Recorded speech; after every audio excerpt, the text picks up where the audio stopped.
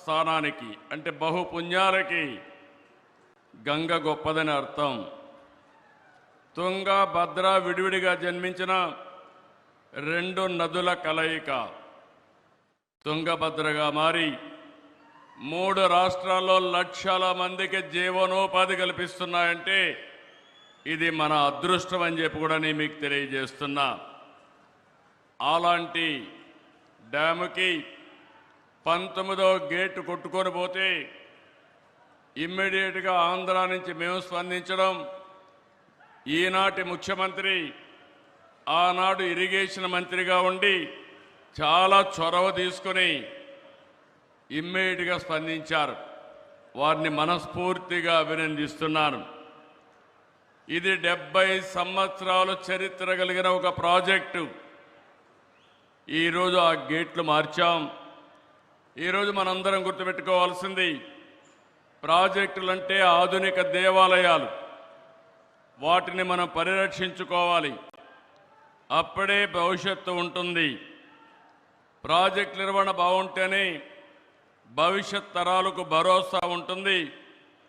నీటి విలువ తెలిసిన వ్యక్తిగా మొట్టమొదటి దీనికి ప్రాధాన్యత ఇస్తున్నాం.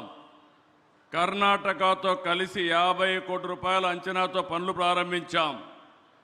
42 కోట్లు ఖర్చు పెట్టాం. ఈ ఒక్క గేటే కాదు, 33 గేట్లు బాగా రిపేర్ చేస్తే బాగుంటుంది, రీప్లేస్ చేద్దామంటే ఇమ్మీడియట్గా మంత్రి గారు శివకుమార్ గారు దాన్ని ముందుకు తీసుకెళ్లారు. ఈరోజు 6 నెలల్లో 33 గేట్లే కాకుండా మళ్ళీ శోభ వచ్చే విధంగా ఈరోజు తుంగభద్ర డ్యామ్ తయారు చేశారంటే దీనికి మనస్ఫూర్తిగా అందరినీ అభినందిస్తున్నా, ధన్యవాదాలు తెలియజేసుకుంటున్నాను. నాకు ఈరోజు ఒక సంఘటన జ్ఞాపకం వస్తూ ఉంది. 1983లో